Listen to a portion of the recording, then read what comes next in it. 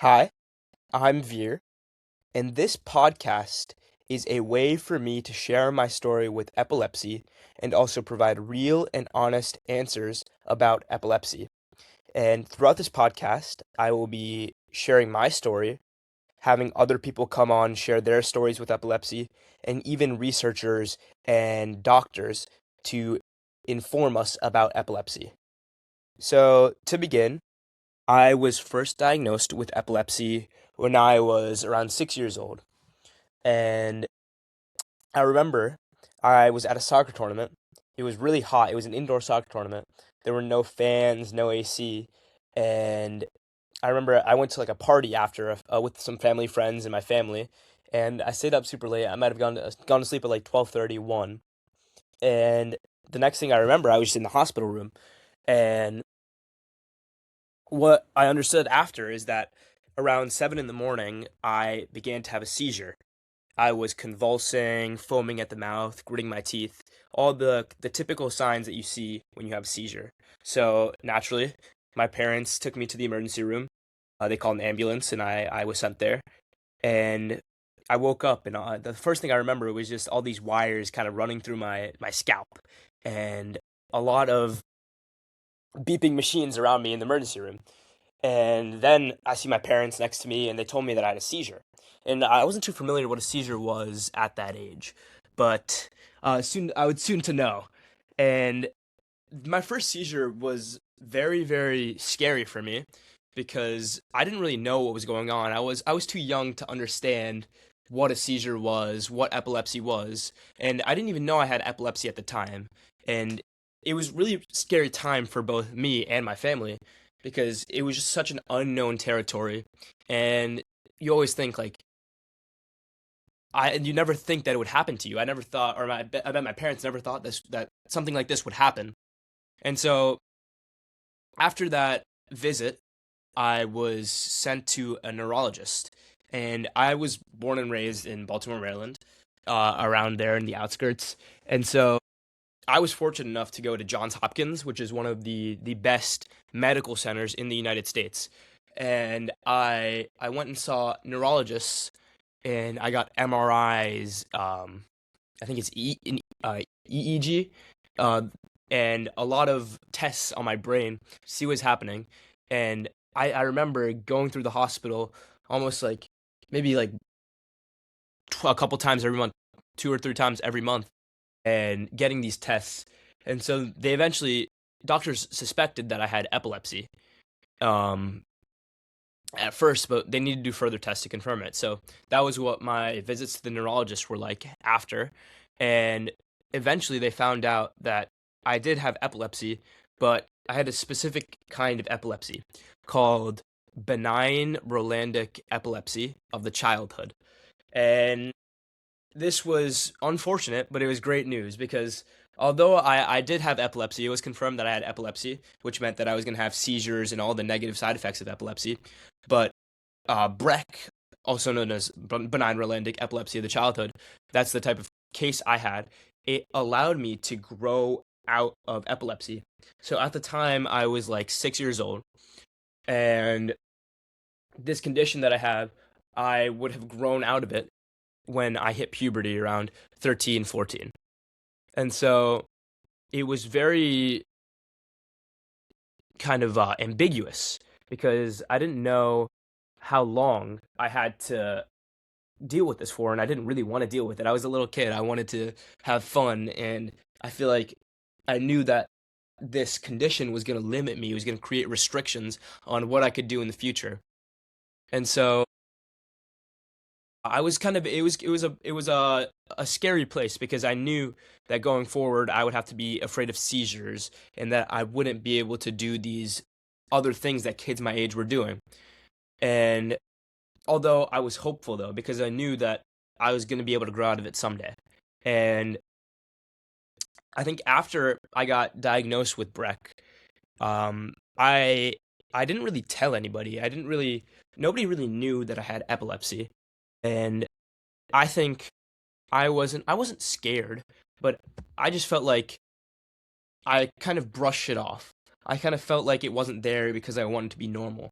I didn't want other people to judge me because I had epilepsy. Because I think, for example, like sometimes, so we live by the coastline of Maryland, and so I always would want to swim, go like into a swimming pool or go to the beach with my friends, and I just couldn't because there's always a risk of having a seizure in in the pool or in the ocean, and then you can't do anything then. And so there was these kind of activities that other kids my age were doing that I wasn't able to do. And to name more, it was like sleepovers, roller coasters, swimming. I didn't know if I was gonna be able to drive because I didn't know when I was gonna grow out of it. Because traditionally, you can grow out of Breck from the ages of like 12 to like 20, and I didn't know how old I was gonna be when I grew out of it. And again, it was just very scary. And today, I was able to like reflect on what happened because what my mom did is that she kept like a journal of all my seizures and all my visits to the neurologist. And I realized how like scary this actually was because a seizure is no small event. It's it's pretty scary because if I don't know if you guys have ever seen anyone have a seizure or know what a seizure is, but it's essentially like the electrical signals in your brain malfunction and you just be like or you just like are completely unresponsive. I remember in my mom's journal after my first seizure, it said that I was semi-conscious. Like I was like my eyes were open and like I was like moving around, but I had no control over what I was doing. So it's an extremely scary experience. And I think just knowing that there was that chance kind of plagued my life. And or as a kid, I thought it plagued my life. And after I was diagnosed, I got a lot of restrictions and I had to live my life a different way. And I like distinctly remember there is this tunnel in Baltimore that you have to go through when you want to get on the highway. And it's an underground tunnel with a bunch of these lights. And every single time when I would have to go through one of those tunnels, I remember I had to duck my head. And it's kind of inconsequential, but it's just like it's little things like that is what epilepsy has done to my life.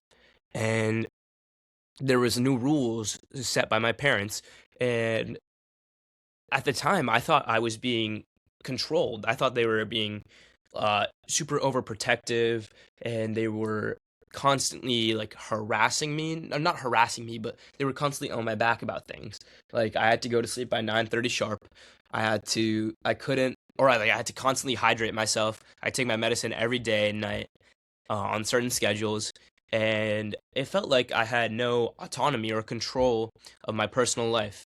And I think looking back at that, it's not true because although it was my first time experiencing epilepsy and I was going through it myself, it was also my parents' first time raising a kid with epilepsy. So I kind of understand where they're coming from. When you have a kid, you want to support them the entire way, but you also want to make sure they're safe. And so I can see why they took all these extra precautions to make sure that I was safe. And if there was, if I didn't go to sleep early and I had the chance of getting a seizure, maybe that seizure could be one that was worse than before, that could have altered the way I thought or altered something with my life. And so I think these precautions were necessary. And at the time, I was always so sad when I couldn't play video games and do all these superficial things. But now I realize that it really was about me getting healthy, not about what I wanted to experience as a kid. And I think a big part of why I kind of struggled as a kid was because there wasn't a lot of information about epilepsy. Epilepsy is a little rare. As a kid, I don't think I met anybody else that had epilepsy, so I felt isolated. I felt alone. I didn't have anybody to talk to or relate to. And so I think that's part of the reason why I'm creating this podcast now and I'm doing this podcast is to share my story and to let those with epilepsy know that they're not alone. There's other people that are experiencing the same thing that you are, and that you should not feel like you're going through this alone because I want to create like a support system because everybody that has epilepsy should have a support system to get them through it. And my case is a little different because I was able to grow out of it now. I grew out of epilepsy when I was, I think, around 13 years old. They started tapering my medicine off, and I haven't had a seizure since. And I think that I'm extremely fortunate that this has happened. And my experience with epilepsy may not be as long lived, or it might not be as thorough because I haven't lived with this my entire life. But I feel like it affected a large part of my childhood. And I think that the development that I've gained from Breck has continued to me or continued to kind of serenade with me and affect my mental kind of framework, and even after I've had the condition. And I think this podcast is a way for me to kind of open up about my experiences because traditionally I haven't told anybody about them. Like I'm actually like writing my college essay about epilepsy, and I told some of my friends, and the other day they were like, I didn't even know you had epilepsy. Like, are you joking? Because it's such an uncommon thing that nobody really thinks about. And I think I didn't tell anybody because I felt like it was inconsequential, even though that this condition kind of dominated my life as a kid, and it was one of the most influential things that have happened in my life because it changed my day to day life so much. And I think epilepsy, although it was unfortunate, I think it was very great for my development because it taught me how to be resilient. It taught me how to be self sufficient because when there were activities that I couldn't do, such as swimming, sleepovers, I was able to fill them in with something else. I I loved playing with Legos. I loved playing with like these dumpster trucks, and I'm also an only child, so I wasn't able to kind of go to a sibling, play with a sibling, and do other things. But I was able to become more self sufficient because of this condition and because of the circumstances that I was in. And I'm really grateful for that. And additionally, epilepsy has taught me that I can really do anything. And although that's kind of a cliche statement, I never thought that, or my parents and I, like, there was a serious thought in our head, like, after I first had my first seizure, that maybe I would never be the same. Like, I wouldn't be like the same person because it was a really scary time and we didn't really know what was happening. There was a lot of uncertainty.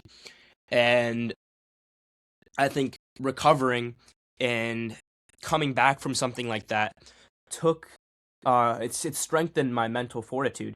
Even though I was a kid, I was going through all these tough times and these hospital visits, more seizures, and feeling different.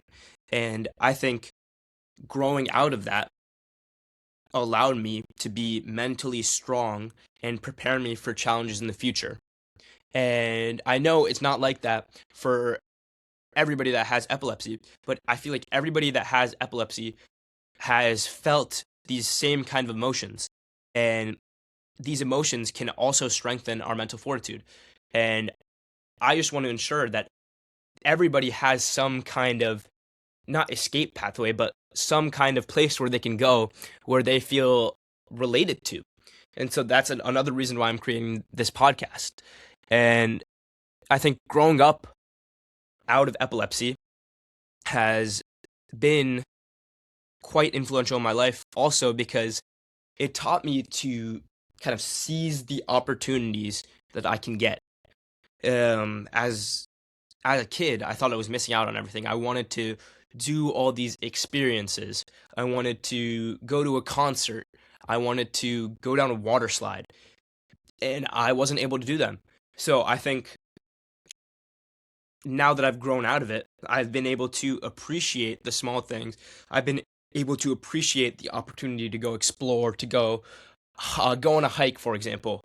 Uh, about a month ago, my friends and I went to hike a mountain in New Hampshire, and if I had epilepsy, I don't know if I would be able to do that because it was a physical activity for a prolonged period of time, and if I had a seizure, then who knows what could have happened. So I think epilepsy has taught me to appreciate the experiences and the opportunities in life that you may not have had.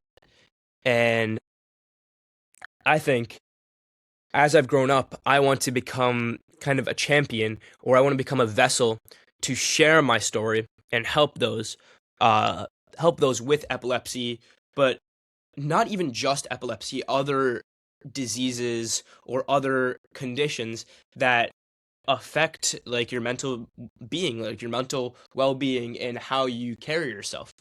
And I think advocacy is more than just speaking out about it. It's about doing something that can relate to others and actually make an impact on their life.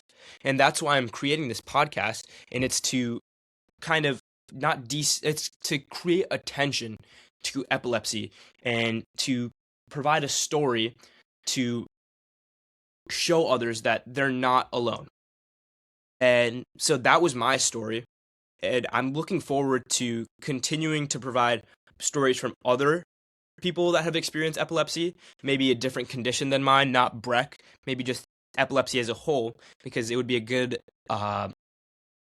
perspective to see someone who's experienced it throughout their lives. And I would also like to cover some kind of more scientific things about epilepsy rather than just personal, to inform everybody about what epilepsy actually is.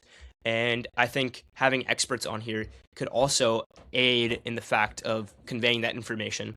So that was my story. I hope you found something enjoyable or relatable. And if you do have epilepsy or you want to talk about anything, please feel free to reach out to me. I will put my email in the bio, and I'm open to providing support and help to anyone who has epilepsy or even just wants to chat, because this podcast is meant to be open for everybody and to share my story and help us understand why epilepsy was such a big part of my life, and how and also bring attention to what epilepsy has done for a lot of us, and how to manage it, and how to like make sure that when you have a condition like this, how can you make sure that your mental health is being prioritized and how your mental health is in the right space. So thank you for listening. And if you made it this far, please drop a like, subscribe, because there's going to be more episodes in the future. So thank you so much. And I hope you enjoyed my story.